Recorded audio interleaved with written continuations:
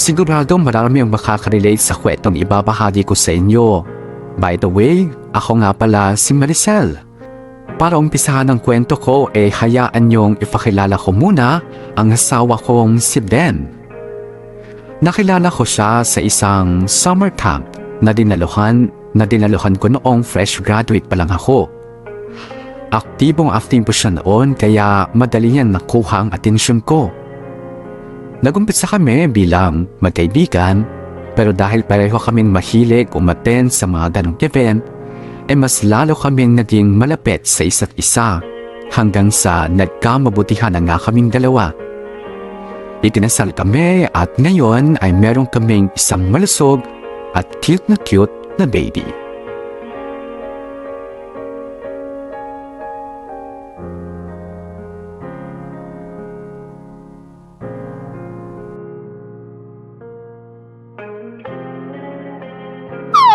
Yes, baby ko. Sasama mo yung baby namin, no? Sasama ka bukas? Bait-bait naman ng baby na yan. Mukhang excited din si baby bukas, mahal ah. Ay, mamimiss ko talaga kayo, mahal. Ay, hindi mo mababantayan yung paglaki ni baby. Hayaan mo na. Saglit lang naman yung kontrata ko eh. Tsaka mabait naman daw yung magiging amo ko. Tsaka malay mo, payagan ako makauwi tuwing may holiday, di ba? Hindi ko kasi maiwasang mag-alala, mahal eh. Magpapakabait ako dun, mahal. At tsaka, palagi kaya akong ginagabayan ni Lord. Malakas ako sa kanya. Mahal, sigurado ka bang ayaw mo munang magstay dito kila mama? Ay, mahal. Alam mo namang hindi ako komportable dito, di ba? Dahil ba kay mama? Hindi lang naman dahil dun. Pwede naman kitang ihanap ng bukod na matitira mo dito. Para kahit papano, hindi mo siya kasama sa iisang bubong. Huwag na, mahal. Baka kung ano pang isipin niya. At saka, panibagong dagdag lang ng gastusin natin yun. At least sa Maynila, may bahay na kami. Hindi na kailangan magbayad ng panibagong upa. Mahal. Gusto ko rin kasi na nababantayan nila mama si baby para may kasama ka sa pag-aalaga sa kanya. Mahal, napag-usapan na natin to, di ba? Oo nga, kaya lang kasi gusto ko lang din magbakasakali na magbabago pa yung isip mo. Pasensya na talaga, mahal. Hindi ko talaga kaya eh. Mabait naman yung si mama eh. Medyo masungit lang talaga minsan. Na madalas, masyadong mapilit. Hindi naman mahirap pagbigyan yung mga request niya, di ba? Mahal, nakalimutan mo na ba? Siya yung nagpumilit na bigyan natin siya ng apo. Kahit na wala pa sa plano natin. I mean, ready naman tayo emotionally. Pero marami pa kasi tayong gustong gawin, di ba? Tingnan mo tuloy, malalayo ka sa anak natin habang ako. Sige na nga.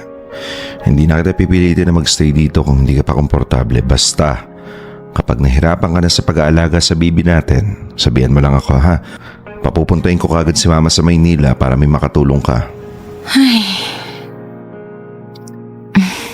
Huwag kang mag-alala, mahal. Nandun naman si Pao eh. May makakasama ako. Naninigurado lang naman ako. Siyempre ayoko nahihirapan yung mag-ina ko. Ikaw talaga? Oh, ano? Handa na ba lahat ng gamit mo? Oh, ma. Ba't naman hindi man lang kayo kumatok bago pumasok? Bakit bahay ko naman to ah. Ma, kahit na. At saka, hindi nakalak yung pinto di pumasok na ako. Teka, bakit ang dami mo naman yatang bagahe? Dadali mo lahat yan? Yung iba po dyan, Maki Maricel. Bakit? Sasama ka sa abroad? Hindi po. Niready ko lang po yung mga gamit ko kasi babalik na rin po ako sa Maynila sa Makalawa. Oh, hindi ba napag-usapan na natin to, Den? Na dito natitira si Maricel at ang apo ko. Ma, hindi masyadong komportable si Maricel dito sa lugar natin. Oo bakit? Maayos naman ang pakikitungo ko sa kanya. Kasi po, syempre hindi naman siya taga rito. Hindi din niya alam yung dialect natin, di ba? Kung ganon, di iwan niya na lang yung bata dito. Ay hindi po pwede. Ano? Anak ko po ito. Ako yung mag-aalaga sa kanya. Bakit? Apo ko naman yan ah. Apo niyo nga po. Pero ako naman ang nanay niya. Kaya dapat lang na ako yung magpalaki sa kanya. Ma, huwag kayong mag-alala. Pwede namang pumasyal dito sila Maricel paminsan-minsan O kaya pwede na kayong bumisita sa kanila sa Maynila. Hay nako. Bakit kasi hirap makiusap na dito na lang tumira eh? Kala mo naman, aping-api dito sa bahay. Ma, O siya, kung nakapag-impake na pala, may magagawa pa ba ako? Siguraduhin niyo lang na mapapalaki niyo na maayos ang apo ko ha. Huwag po kayong mag-alala. Dugot laman ko ho si baby. Hindi ko siya papabayaan. Aalagaan ko po siya ng mabuti. Mamahalin ko siya ng higit pa sa sarili ko.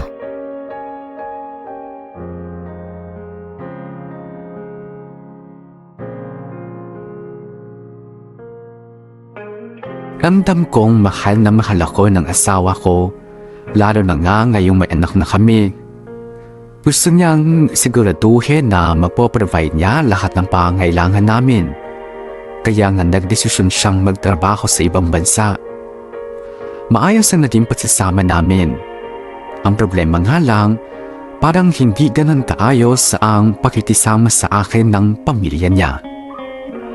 Breadwinner kasi ng pamilya si Den, walang malaking income ang mga magulang niya bukod sa kaunting halaga na natatanggap nila sa ministry. Pastor kasi ang papa niya at housewife naman ang mama niya. May mga kanya-kanya ring struggle sa mga kapatid niya kaya walang ibang maaasahan na mag-provide para sa pamilya kundi si Den lang. At magmula nga noong sa akin na napupunta ang lahat ng atensyon ni Den, doon na rin nagsimula ang mapait na pagtrato nila sa akin. Mabuti na lang at tanggap at mahal na mahal nila ang anak ko. Para sa akin, malaking bagay na yun para ipagpasalamat. Kaso nga lang, mukhang yun pa ang pagmumulan ng mas malaking problema sa pagitan ko at ng pamilya ng asawa ko.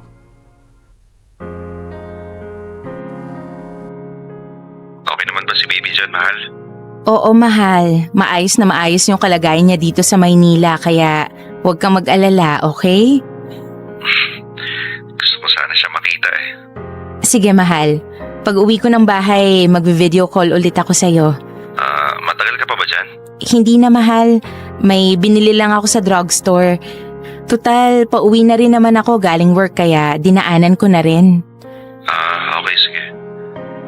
Nga pala, mahal. Nandyan sa Manila si Ate Myla ngayon. Sabi niya, bibisita daw siya dyan. Gusto makita si baby. Ay, buti naman naisipan niyang bumisita.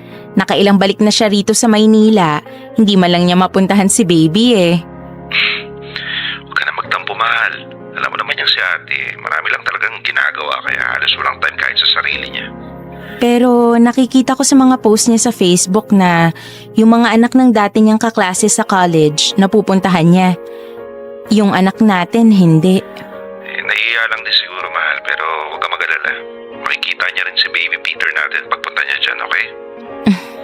Okay. O sige na, mahal. Tawag na lang ulit ako pag nasa bahay na. Ibubulsa ko lang muna tong cellphone ko. Okay, mahal. Ingat ka, ha?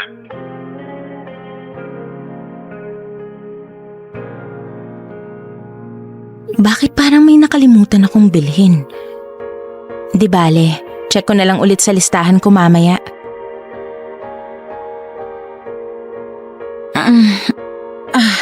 Nakakapagod.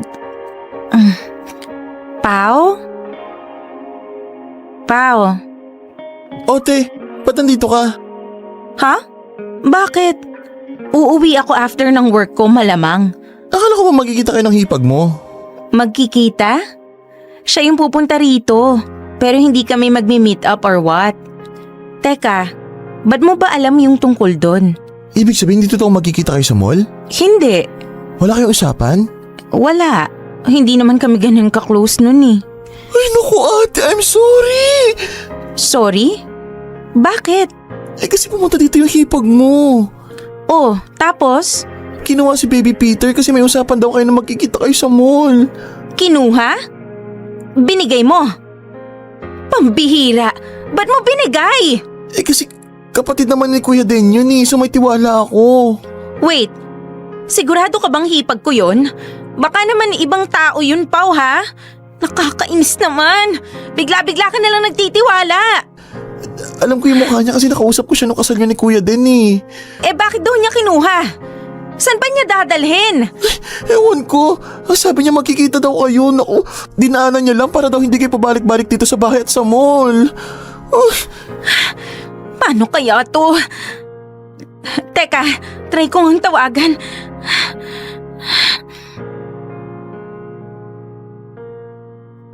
The subscriber cannot be reached. Please try again later. Wala! Cannot be reached. Pambihira naman kasi, Pao eh. Sorry na. Malay ko ba namang hindi naman pala talaga kayo nag-usap? Anak ko yung pinag-uusapan dito, Pao. Anak ko! Hindi kung anong gamit lang. Hinayaan mo lang na kunin ng iba na parang gamit lang sa bahay. Sorry ate. Kanina pa umalis? Ngayon lang. Wala pa sigurong 45 minutes. Halika, hanapin natin. Hindi pa siguro nakakalayo yon. Hindi niya naman kabisado tong lugar natin eh. Ay, sige ate. Magpapalit ako ng damit. Mamaya ka na magpalit. Baka makalayo pa yun eh. Okay, sige. Diyos ko, sana naman walang masamang mangyari sa anak ko. Pag talaga may nangyari doon, Pao, ha? Hindi kita mapapatawad.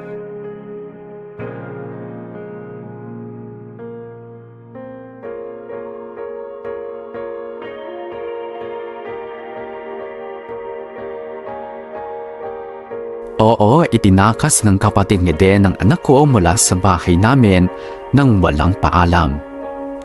Alam kong maituturing na kidnapping yon pero dahil pamilya naman ng asawa ko ang may gawa, hindi na ako nakapagreklamo pa. Isa pa, babalik lang sa akin ang sisi kasi paano nga naman hinayaan na makuha ang anak ko nang wala akong kalam-alam. Pagkatapos ng insidenteng yon, tinawagan ko kaagad si Den at doon ko nalaman na patagal na palang gustong kunin ng biyenan ko ang anak ko mula sa akin. Pero dahil nga hindi nila ako mapapayag, gumawa na lang sila ng sarili nilang paraan. Napilitan akong sundan ang anak ko sa probinsya nila din. Wala akong magawa kundi sumunod sa gusto ng biyenan ko, lalo't lumalabas na parang pabaya akong ina dahil naitakas sa akin ang anak ko. Nakitira ako sa pamilya ni Den kahit na pakiramdam ko hindi ako welcome sa kanila. Sa isip-isip ko siguro mas okay na rin yung ganun para may makasama ko sa pag-aalaga sa anak ko. Kaso nga lang, habang tumatagal, lalong lumalaki ang problema sa pamilya ng asawa ko.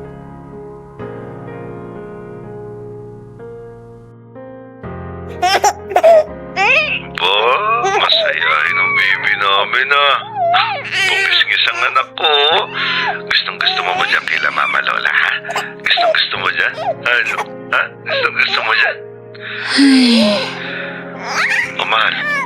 Bakit naman bigla-bigla ka na lang napapabuntong hininga dyan? Wala naman, mahal. Medyo nababagot lang ako. Ito talagang asawa ko. Tiis-tiis lang muna, mahal. Konting panahon na lang, uuwi na rin ako dyan. Hindi lang naman yun yung iniintindi ko, mahal eh. So hindi mo ako namimiss? Namimiss, syempre. Kaya lang, sayang kasi yung mga araw na wala akong ginagawa rito. Nasa bahay lang ako. Hindi man lang kita matulungan na maghanap buhay. Mahal, kaya nga ako nagtatrabaho dito sa ibang bansa, di ba? Para sa pamilya natin. Kaya wag mo na masyadong isipin yun. Kaso, hindi lang naman sa amin napupunta yung kinikita mo eh. Mahal, sa ngayon lang naman to. Nagkataon lang na wala pang trabaho sila kuya. Si Ate Myla naman, marami pang pinagkakagastusan sa Maynila. Kaya hindi pa masyadong makatulong sa bahay. Kaso, Mukhang wala namang balak maghanap ng trabaho yung kuya mo. Hindi naman ganun kalaki yung binibigay ko sa kanila, di ba? Kaya mo na lang. Tayong nakakaluwag-luwag kaya tayo yung tutulong. Kaya nga, gusto ko sanang magtrabaho eh. Ikaw bahala, mahal. Basta wag mo masyadong papagurin ang sarili mo, okay? Oo naman, mahal. And dapat si Baby Peter pa rin ang priority natin, okay? Siyempre naman, siya lang naman ang dahilan kaya ako gagawin lahat ng to eh. Once na nakapag-ipon na ako ng sapat, titigil na rin ako para makapag-focus sa kanya.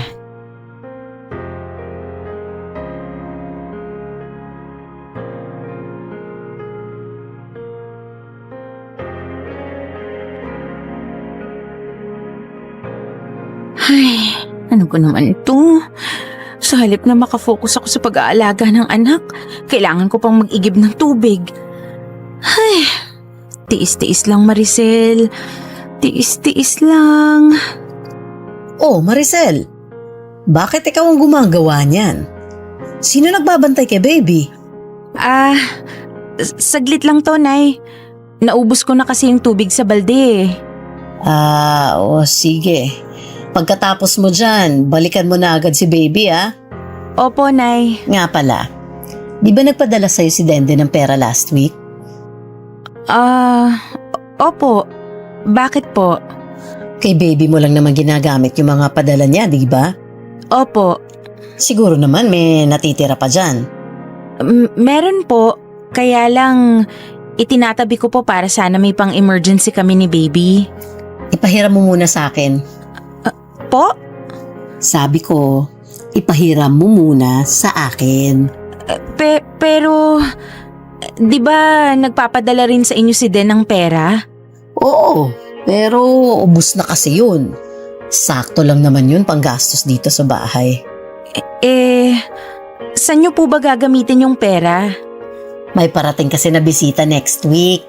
Mga member ng kabilang church.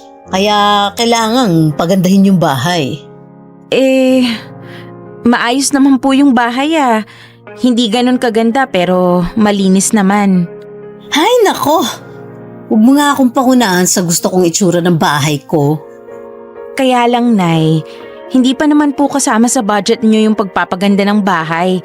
Baka po mas maganda kung next time na lang po kapag mas nakakaluwag na tayo. Bakit ba ang hirap mong kausap? Sabihin mo na lang kung ayaw mong ipahiram sa akin yung pera. Hindi naman po sa ganun. Pera naman ng anak ko yung hawak mo Kung makapagdamot ka naman, parang ikaw yung naghahanap buhay sa inyong dalawa. Ay, Alam mo, dati-rati naman, walang kahirap-hirap sa pagbibigay ng pera sa amin, yang si Denden Simula nang napang-asawa kanya, nagbago na ang lahat. Palagi na kaming may kahati. Parang kami pa yung nakikihati wag po kayong mag-alala. Maghahanap na rin po ako ng trabaho. Para may makatulong naman si Den sa mga gastusin. Hindi ko sinabing magtrabaho ka. Ang akin lang, wag mo naman sanang ipagdamot yung pera na sa anak ko rin naman nanggagaling. Ang lagay tuloy para kaming namamali mo sa kanya. Samantalang dati naman, kusa niyang binibigay sa amin ng mga ganyan.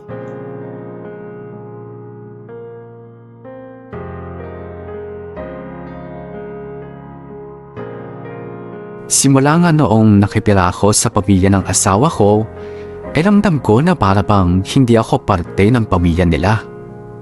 Araw-araw sinasadya man nila o hindi, naipaparamdam nila sa akin na tanging ang anak ko lang ang gusto nilang makasama. Kung may pwede lang siguro silang gawin para palayasin ako, malamang matagal na nilang nagawa. Pero hindi nila yun pwedeng gawin sa akin dahil alam nilang ikakagalit yun ni Dem.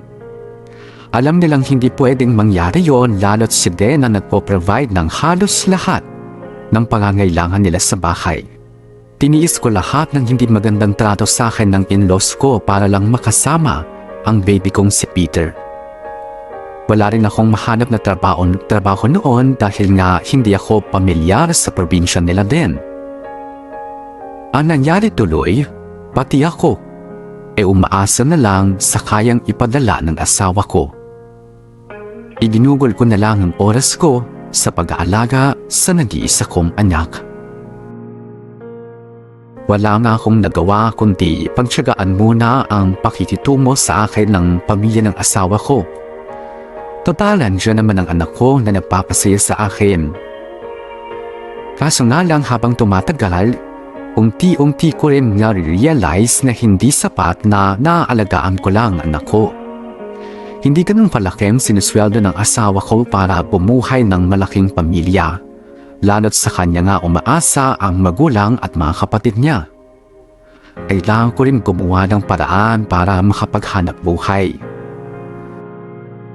Sinubukan kong mag-apply ng mga trabaho sa probinsya nila din. Pero dahil nga hindi ako masyadong sanay sa lugar nila, hindi rin ako nagtagal. Isa pa, inaalagaan ko rin ang anak ko. Siguro kung nasa Manila lang ako, kayang-kaya kong maghanap ng trabahong babagay sa akin at hindi ako mahihirapang kumayod para sa anak ko. Pero hanggat nandito ako sa bahay ng asawa ko, hindi ko magagawa yon. Kaya naman isang malaking desisyon ang napag-isipan kong gawin.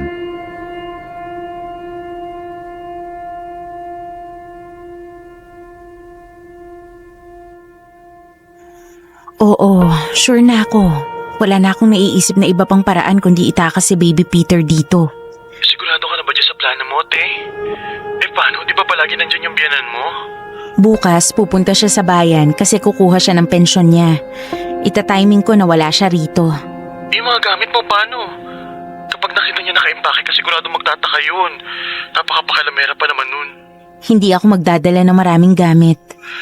Naku ate, ako yung kinakabahan sa gagawin mo eh. Ano ka ba? Huwag kang kabahan. Basta ang gawin mo, salubungin mo agad kami sa pier. Dapat nakaredy na yung taxi, okay? Paano kung masundan kayo ng biyanan mo? Lilituhin ko sila. Hindi ako sasakay ng barko na diretsong Maynila. Magkakating trip ako para hindi kami madaling masundan. Basta, babalitaan na lang kita. O sige ate, hintayin ko na lang yung timbre mo ha. Sige, salamat.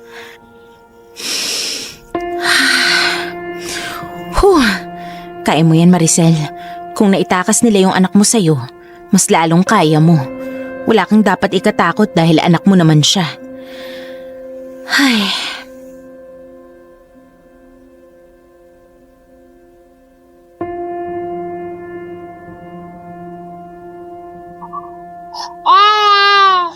Shh! Tahan na, baby. Konting tiis na lang, makakaalis na tayo rito. Konti na lang. Baby, huwag na iyak, okay? Mas lalong kinakabahan si Mami sa'yo eh. Ayaw tumigil sa pag-iyak ng baby mo, mama, no? Oo nga, kuya eh. Naninibago yata sa biyahe. Anak mo yan? Siyempre naman, no? Anong akala mo sa akin, hold-upper? Gusto mo ba magpakita pa ako ng birth certificate niya sa'yo? Huwag ka namang magalit. Nagtatanong lang naman ako eh. Ay, sorry. Pakibilisan na lang yung pagdadrive. Okay.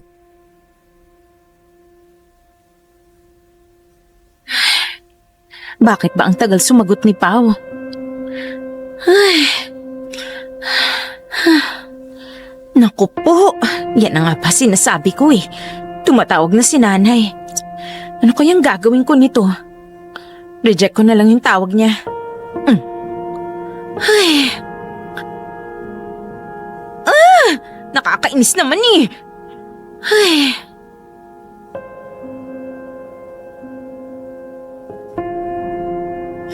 Pao, sagutin mo na please. Bilisan mo. Ay. Hello, te? Ano na? Bakit ngayon mo lang sinagot? Kanina pa ako tawag ng tawag eh. Sorry, nasa work kasi ako kanina, te. Ay nako, sabi ko antabayanan mo kami. Sorry na, anong balita sa'yo? Naghihintay na lang kami ng biyahe pa Maynila. Tawag ng tawag yung biyanan ko kaya papatayin ko muna yung cellphone ko ha. Sige, basta hintayin ko na lang kayo ha. Mga anong oras kayo darating? Mga madaling araw siguro nasa pier na kami. O sige ate, ingat kayo. Okay, salamat. Ay, konti na lang baby. Konti na lang makakauwi na tayo ng Maynila. Konting-konti na lang mailalayo na kita ng tuluyan sa kanila.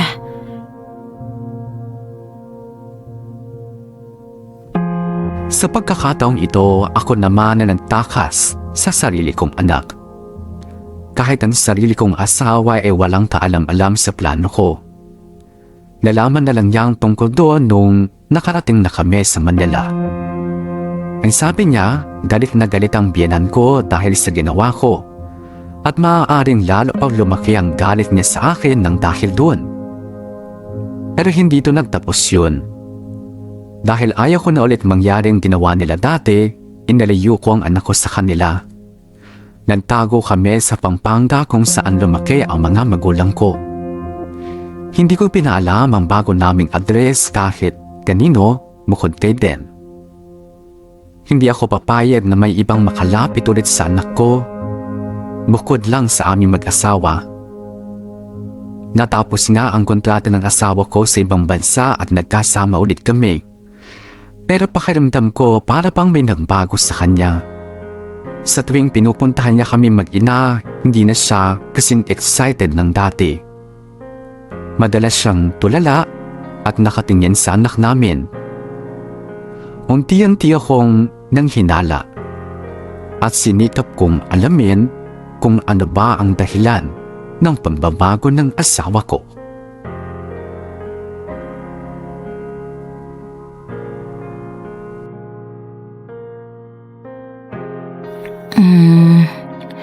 Ay, ano kaya tong pinag-uusapan nilang mag-ina? Ang hirap namang intindihin ng convo nitong mag-inang to. O ate, ano meron? At parang problemado ka dyan. Ay, naalala mo yung sabi ko sa'yo na sinusubukan kong buksan yung FB ni Den? Oo. Well, nabuksan ko na siya. Uy, paano? Ang mokong, wedding date pala namin yung password. Oo. So ano, may discover ka ba? Ay, wala nga eh. Pero, tinitingnan ko itong convo nilang mag-ina. O ano meron? Parang ilang beses nilang napag-usapan yung pangalan ni Peter pati yung pangalan ko. Anong issue? Eh yun na nga eh. Hindi ko maintindihan itong pinag-uusapan nila kasi dialect nila yung gamit. Yun lang. Pero, hindi maganda yung kutob ko eh. Hindi kaya nag-overthink ka lang ate. Sana nga. Sana nga nag-overthink lang ako. Pero hanggat hindi pa ako sigurado, hindi ako mapakali. Ate, may naisip ako. Ano yun? Meron akong tropa na marunong mag-dialect nila Kuya Denden. Oh, tapos? Ipapatranslate natin sa kanya. Sus, wag na. Baka mapagchismisan pa yung buhay namin yan. Hindi akong bahala. Nako, wag na pao. Wala akong tiwala sa mga tropa mo. Huy, grabe ka naman. Di naman lahat ng tropa ko chismosa. Dali na. Para na magka-peace of mind ka. Ay, sige na nga. I-screenshot ko tapos send ko sa'yo. Pero tatakpan ko muna yung mga sensitive na info ha. Okay.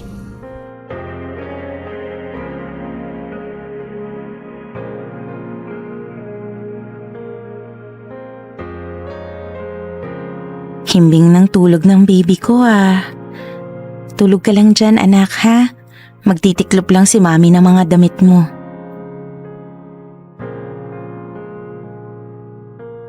Te, Oh, napatingnan ko na sa tropa ko yung convo.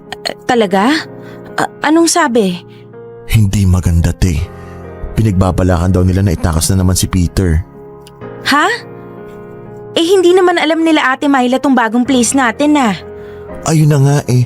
Ang siste, si kuya din na magtatakas kay Peter ngayon. Yun ang plano nila. Ano naman daw yung sabi ni Den? Eh, mukhang sunod-sunuran sa mudrakels niya, te. Parang payag daw na iuwi yung anak nang hindi pinapaalam sa'yo. Sabi na nga ba eh. Kaya pala madalas tahimik at may ibang iniisip kapag magkakasama kaming tatlo nila baby eh. Pero palagay mo, kaya talagang gawin ni Kuya Den yun? Hindi ko rin alam. Pero sa sobrang mapilit ng biyanan ko, hindi malabong mapilitan si Den na sundin siya. So anong plano mo ngayon? Pupunta dito si Den bukas. Tapos uuwi din siya sa kanila next week. Siguro mas mainam kung hindi niya tayo madatnan dito. Aalis tayo? Oo. Tulungan mo ko ha.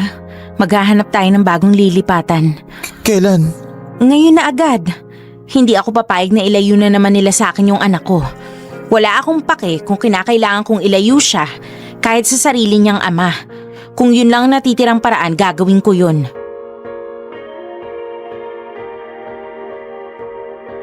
Magkahalo ang naramdaman ko nung nalaman ko ang tungkol sa plano ni Den at ng mama niya. Kahit papaano, parang na rin akong nabunutan ng tinik nang masiguro kong hindi pala pagtapaksil ang dahilan ng pagbabago ng asawa ko. Pero para pa rin akong binuhusan ng isang balding yelo nung sabihin sa akin ni Pao ang tungkol sa mga plano ng asawa ko at ng biyenan ko. At pagkatapos nga nun ay agad-agad din kaming lumipat ng tirahan. Malayo kahit saan. Hindi mapupuntahan ng kahit sino. Kahit pa ng sarili kong asawa. Mula noon hindi na ulit kami nagkita ng asawa ko. Kinumpronta ko siya tungkol sa nalaman ko at hiyang-hiya siya sa akin. Nang makaawa siyang makita ang anak namin bago siya bumalik abroad, pero tinigasan ko ang puso ko at hindi ako pumayag sa gusto niya. Nakabalik siya sa ibang bansa nang hindi nakikita ang anak naming dalawa.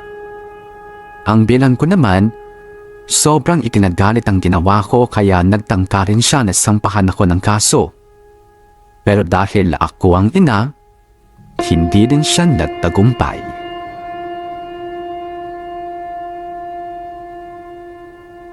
Bale, ma'am, pakifill pa na lang po itong mga form.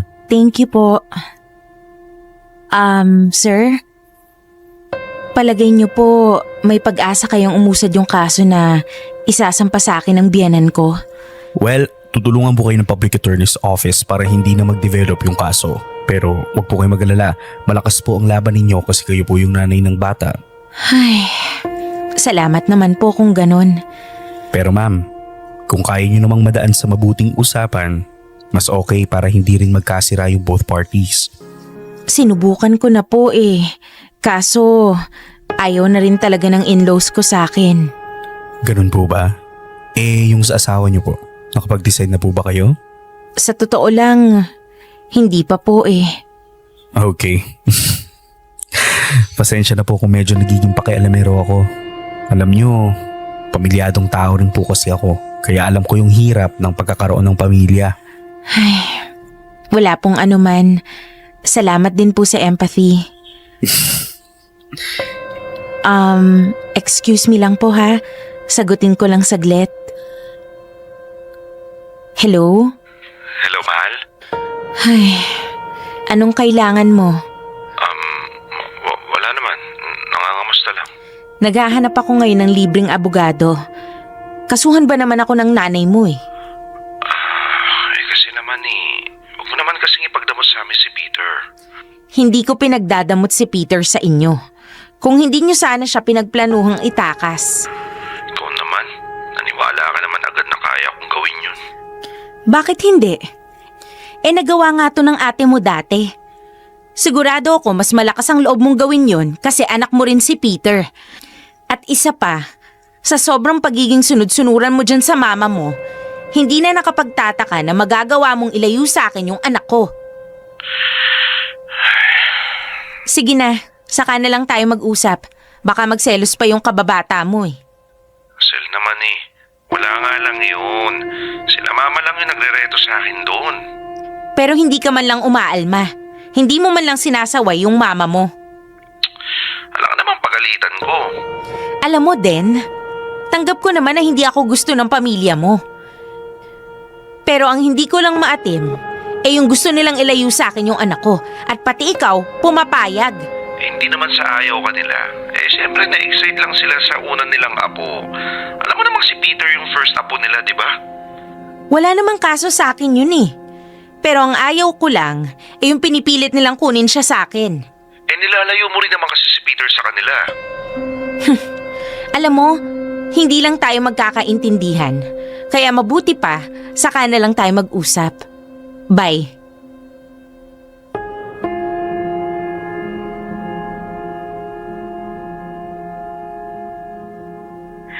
Yung usapan natin ha, kailangan mong bumawi next month. Oo, boss. Pasensya na. Marami lang inaasikaso sa personal life nitong nakaraan. Wala yun. Ang sakin lang, sana makabawi ka pa. Para sa'yo din naman to at sa baby mo. Opo, babawi po talaga ako. Huwag po kayong mag-alala. Remember, you need this job. You need a home-based job. The last thing you want to happen is mawalan ka ng trabaho. Especially now na sa'yo lang umaasa yung anak mo. Oo nga po eh. Don't worry, tutulungan kita. Nakikita ko naman yung eagerness mo na mairaos lahat ng to eh. Salamat, boss. Pasensya na po kung nagiging outlier ako sa team ngayon. Don't worry, matapos lang po talaga lahat ng problema ko. Babawi talaga ako. O mukhang hinahanap ka na ng baby mo. Oo nga po eh. Sige na, go na. Asikasuhan mo muna siya. Pwede mong gamitin yung natitirang coaching time natin. Salamat talaga, boss. You're welcome. Login ka rin agad pagkatapos mo, ha? Opo, opo. Ay. Anak, gutom ka na? Nandito na ang mami. Alam mo, anak, ang daming problema ng mami ngayon. Nagkasabay-sabay. Si mama lola mo. Hindi ako gusto. Si daddy mo. Mukhang may iba na. Tapos, hindi na ako makapag-focus sa work. Ang hirap, anak. Parang gusto nang bumigay ni Mami. Pero, kakayanin ni Mami, anak. Kakayanin ni Mami. Para sa'yo. Basta, huwag ka lang mawawala sa akin, ha? Basta, huwag ka lang nilang makuha sa akin. Hanggat hindi ka pa nakakapagdesisyon para sa sarili mo, ipaglalaban kita.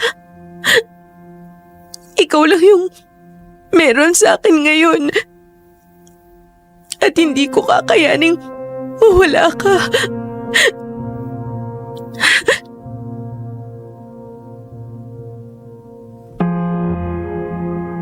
Simula nga noon, hindi na ulit ako pumayag na malapitan ng kahit na sino sa pamilya ni Den, ang anak ko. Hindi ko alam kung nakaka-inspire itong kwento ko pero sigurado akong maraming ina na kagaya ko ang makaka-relate. Hindi ako papayag na makuha sa akin ang anak ko. Hindi na baling itaguyod ko siya na mag-isa. Huwag lang siyang mawala sa akin. Alam kong balang araw magkakaroon ng sariling pasya ang anak ko. Maaaring hindi na ako ang gusto niyang kasama at pag dumating ang time na yon, hinding-hindi ko ipagkakait sa kanya ang kalayaan na magdesisyon para sa sarili niya. Pero ngayon habang kailangan pa niya ako, kaya akin na lang muna siya at walang ibang makakaagaw sa kanya. Nagutlaman ko siya. Tarugtong siya ng bituka ko. Hindi ako papayag na kunin siya sa akin ng kahit na sino. Hanggang dito na lang muna ang sulat ko. Pasensya na kung medyo selfish ang dating. Pero ganong klaseng pagmamahal ang meron ako bilang ina. Handang kalabanin ang lahat alang-alang sa anak. Maraming salamat sa inyo at sa lahat ng mga nanay na kagaya ko. Kung may hiling man ako para sa ating lahat, sana ay makasama pa natin ng matagal ang mga minamahal nating anak.